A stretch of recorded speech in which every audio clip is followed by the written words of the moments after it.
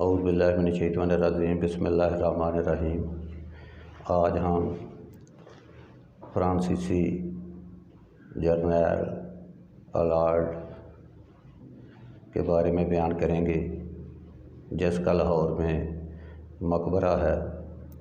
सबसे पहले हम जनरल नॉलेज के मतलब चंद छोटे छोटे क्वेश्चन और आंसर बयान करेंगे। जनरल लॉर्ड कहाँ पैदा हुए? जनरल लॉर्ड फ्रांस के शहर सेंट ट्रूपाज में पैदा हुए। क्वेश्चन, जनरल लॉर्ड ने नेपोलियन की फ़ौज में कब भर्ती हुए? आंसर, जनरल लॉर्ड नेपोलियन की फ़ौज में 1803 में भर्ती हुए। जनरल लॉर्ड ने नेपोलियन की फ़ौज में होते हुए किस मुल्क के ख़िलाफ़ जंग लड़ी? आंसर, जनरल लॉर्ड ने नेपोलियन की फ़ौज में होते हुए बरतानिया के ख़िलाफ़ जंग लड़ी। अब हम इसकी तफसीर बयान करते हैं। फ्रांस के शहर सेंट ट्रूपाज में तलक रखने वाले फ्रांसीसी जर्नैल अलार्ड ने 1803 में फ्रांसीसी फ़ौज में भर्ती हुआ। उस वक़्त फ्रांसीसी जर्नैल की उम्र 18 वर्ष थी और नेपोलियन की फ़ौज में भर्ती हुआ। अपने अंदर छुपी हुई खदादार सलाहियतों की वजह से उसने नेपोलियन से ख़ुसूसी अवार्ड हासिल किया और फिर नेपोलियन का बातमात साथी उभर कर सामने आया। जनरल लॉर्ड ने वसीयत कर रखी थी कि मेरी वफ़ात के बाद मुझे लाहौर में मेरी बेटी शारला के पहलू में दफन किया जाए। तो अब सवाल ये पैदा होता है कि फ्रांसीसी जनरल अलार्ड ने 7 समुंदर पार से ये क्यों नसीहत की कि मुझे लाहौर में दफन किया जाए। तो अब हम और तफसील बयान करते हैं। लाहौर से फ्रांस तक बेल्जियम में 1815 में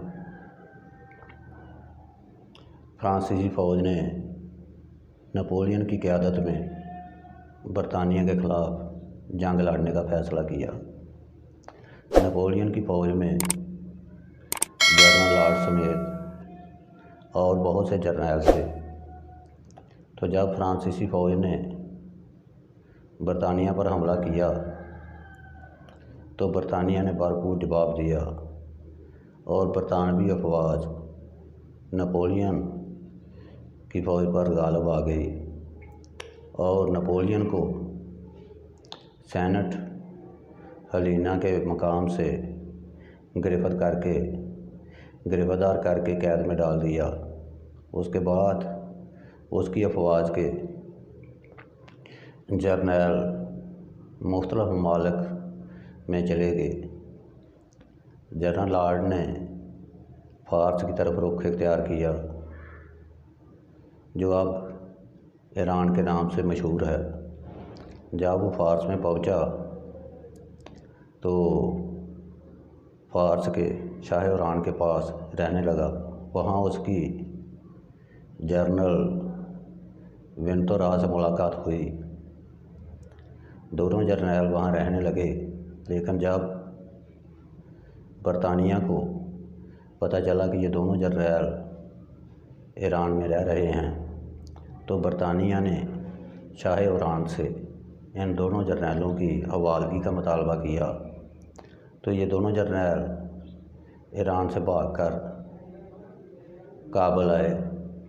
लेकिन काबुल में भी हालात अबतर होने की वजह से उन्होंने काबुल से पंजाब का रुख इख्तियार किया। तो जब वो पंजाब की तरफ बढ़े तो उस वक़्त पंजाब में महाराजा रणजीत सिंह की हुकूमत थी। 1822 में वो महाराजा रणजीत सिंह के दरबार में पहुँचे। महाराजा रणजीत सिंह उन दोनों जर्नैलों की बहादुरी के किस्से सुन चुका था। वो बहुत खुश हुआ, लेकिन महाराजा रणजीत सिंह के मशीरों ने उसे मशवरा दिया कि कहीं ये जासूस ना हो। तो महाराजा रणजीत सिंह 3 माह तक उनकी निगरानी करता रहा। जब उसे हर तरह से यकीन आ गया तो महाराजा उन दोनों जर्नैलों को ईस्ट इंडिया कंपनी के ख़िलाफ़ इस्तेमाल करना चाहता था। महाराजा रणजीत सिंह के पास रहते हुए उन दोनों जर्नैलों ने महाराजा रणजीत सिंह की फ़ौज को ट्रेनिंग देना शुरू की। तो महाराजा रणजीत सिंह की 400 खालसा फ़ौज की इस अंदाज में ट्रेनिंग की कि वो 400 खालसा फ़ौज दुनिया की बेहतरीन लड़ाका फ़ौज बन गई। तो बाद में इंडिया के जनरल एडवर्ड ने महाराजा रणजीत सिंह की फ़ौज को दुनिया की बेहतरीन लड़ाका फ़ौज का एजाज़ दिया। तो आज हमने फ्रांसीसी जनरल लॉर्ड के बारे में हिस्सा बयान किया है। तो मेरे इस चैनल को यूट्यूब पर सब्सक्राइब कर लें।